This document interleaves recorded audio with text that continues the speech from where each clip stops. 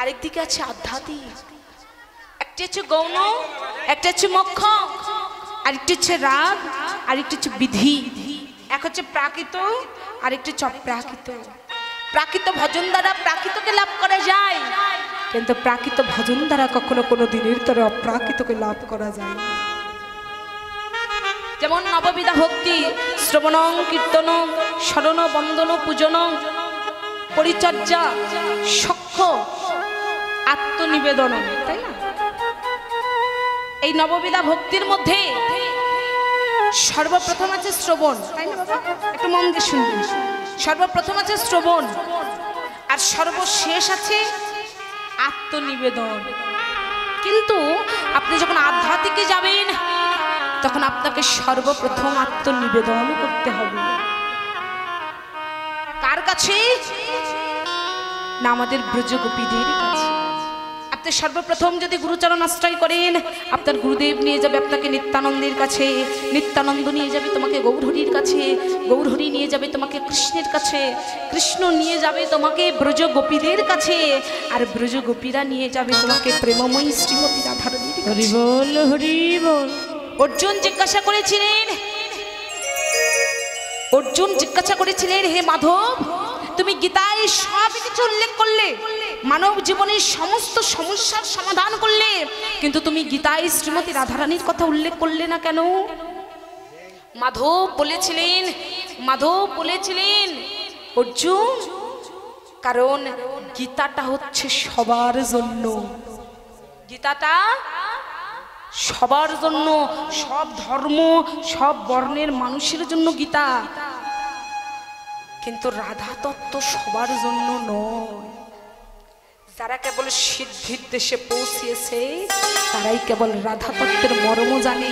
তাই আমি যদি গীতায় রাধা তত্ত্ব যদি প্রকাশ করে দিতাম, তাহলে ভক্ত আর অন্যান্য গ্রন্থকে কখনো কোনো দিনের তরে সম্মান করত না। তাই গীতা রাধারানী রাধা তত্ত্বের রাধা তত্ত্ব সম্পর্কে গীতায় কখনো উল্লেখ করা নেই। এটাই হচ্ছে গীতার ভাষা।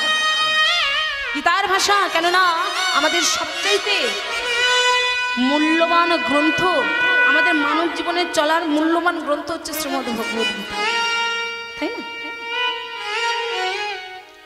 আমাদের স্বামী বিবেকানন্দ যখন, আপনারা জানেন, চিকাগো শহর থেকে, সেখানে বড় বড় মহাজন, বড় বড় দেশের মানুষ এসে, সরকার এসে সেখানে তাদের নিজের মূল্যবান বক্তব্য দিয়েছে। আমাদের ভারত বাংলাদেশ থেকে গিয়েছিলেন স্বামী বিবেকানন্দ। আমরা বাঙালি। স্বামী বিবেকানন্দ সবাইকে ডেকে ডেকে বলেছিলেন, ওগো, আমি 10 মিনিট নয়, আমি 2 মিনিট সময় চাই আপনাদের কাছে। আমি আঁচল পেতে ভিক্ষা চাচ্ছি, আমাকে কি 2 মিনিট সময় দেওয়া যাবে? বলেছিল, তুমি কোথায় থেকে এসেছো? আমি বাংলা থেকে এসেছি। ছি ছি ছি ছি ছি, বাংলা থেকে এসেছো?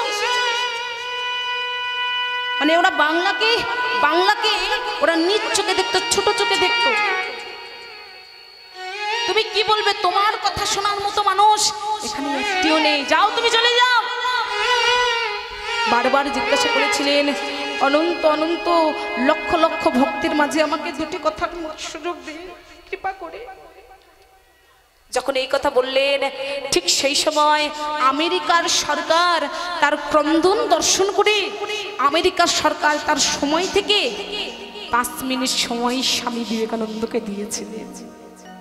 স্বামী বিবেকানন্দ গুরুর নাম স্মরণ করে সেই দিন সেই মঞ্চের উপর উঠে জীব জগতের উদ্দেশ্যে একটি কথা বলেছিল, কি? বহুরূপে সন্মুখে ছাড়ি তুমি কোথায় খুঁজেছ ঈশ্বর? এই জগতে জীবে প্রেম করে যেই জন, সেই জন সেবিছে ঈশ্বর, সেবিছে ঈশ্বর। এই জগতে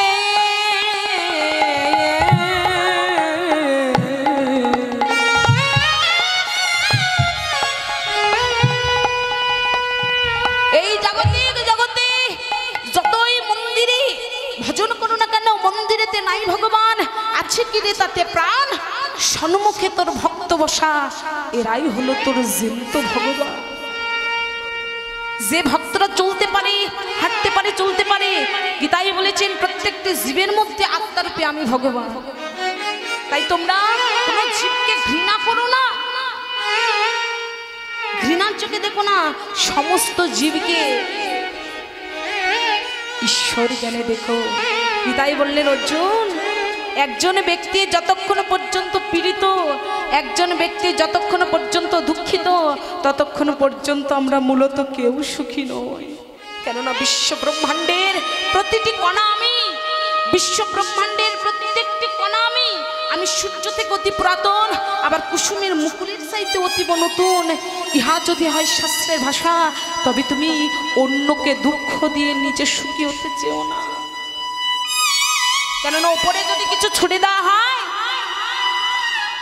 সময় শেষে সেই বস্তুটা নিজেদের অঙ্গেই লাগে না। একটা কথা মনে রাখো, সময় ছিল তার 5 মিনিট। একটু মন দিয়ে শুনবেন মা। স্বামী বিবেকানন্দের সময় ছিল 5 মিনিট। এই কথা গবেষণা করে, বিচার করে ভক্ত শ্রোতা করতালি দিয়ে তাকে সম্মান জানিয়েছিলেন। সেই সময় ছিলেন 7 মিনিট। মানে বক্তব্য দিয়েছে 5 মিনিট আর করতালি দিয়েছে, তার সময় ছিল 7 মিনিট।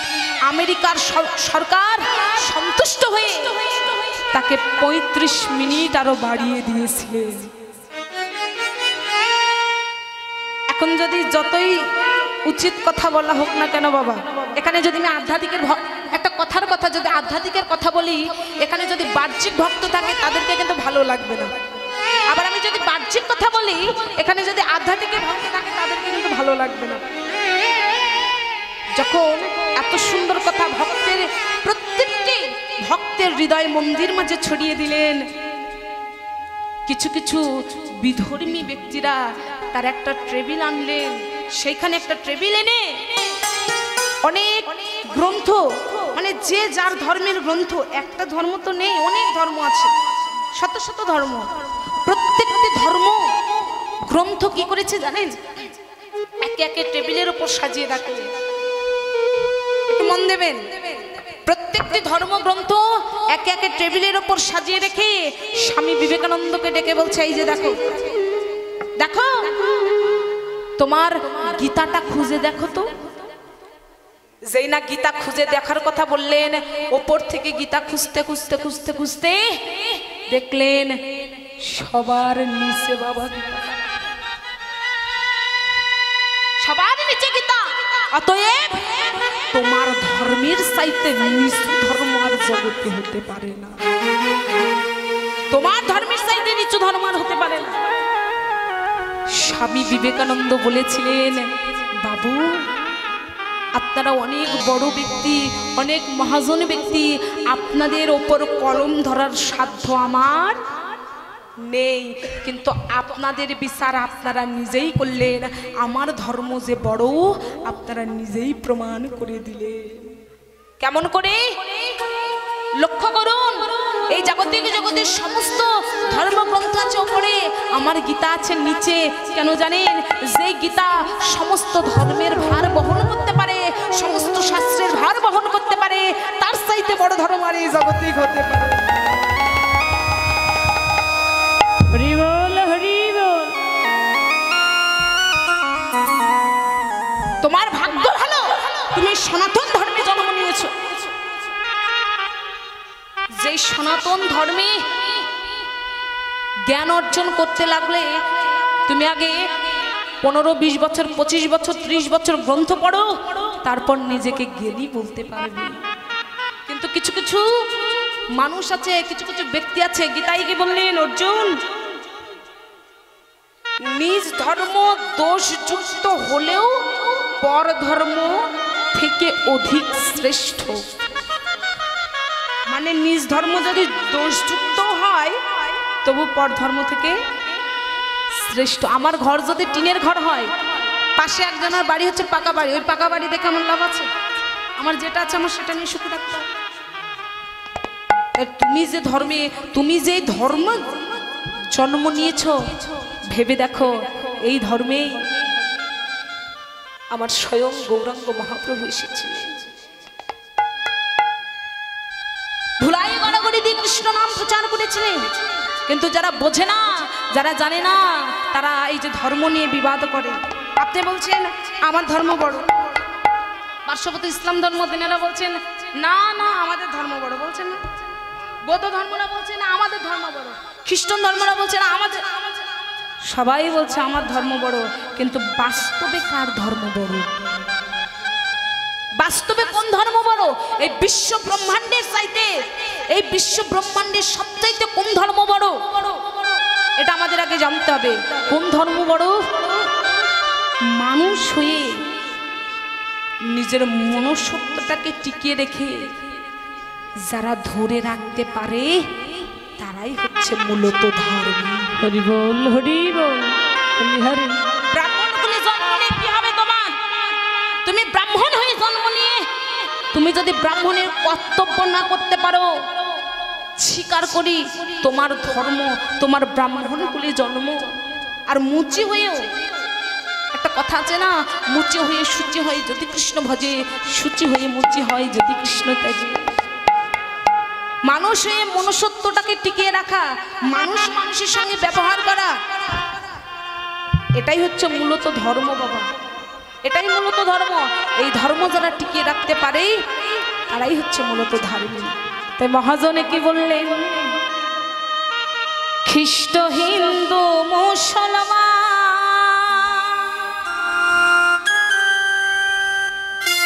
সবার মাঝে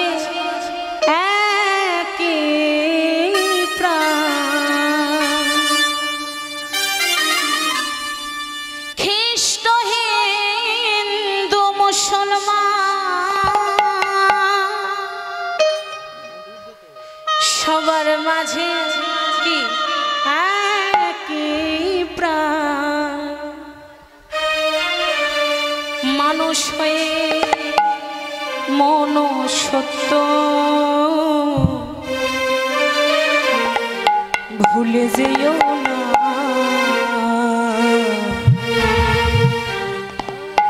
মানুষের প্রাণীকে ব্যথা দিও না। মানুষের প্রাণীকে ব্যথা দিও না। খ্রিস্ট হিন্দু মুসলমান সবারই তো এক প্রাণ।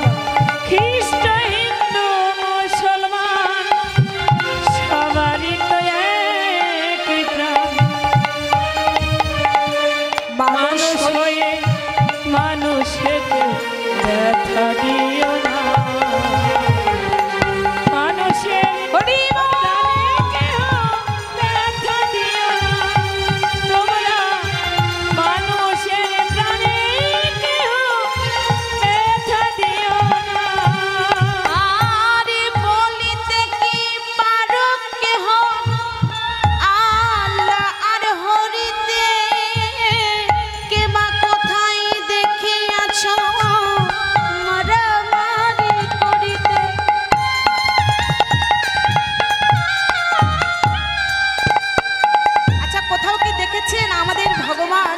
আল্লাহকে মারামারি করেছে, দেখেছেন? বলিতে কি পারো কেহ আল্লাহর হরিতে, কেবা কোথায় দেখিয়াছ মারামারি করিতে? তবে কেন এত যে তুমি মানুষের করেছ? তবে কেন এত যে মানুষের করেছ ভে? তবে কেন এত যে মানুষের করেছ ভে? তবে কেন এত যে মানুষের করেছ ভে? কখনো বলেনি তোমার আমার মতো কিছু মানুষ এটা ভেদাভেদ করেছ। মনে রেখো, জ্ঞান বুদ্ধি বিবেক দিয়ে কখনো তাকে পাওয়া যায় না। ভালোবাসা দিলে তারে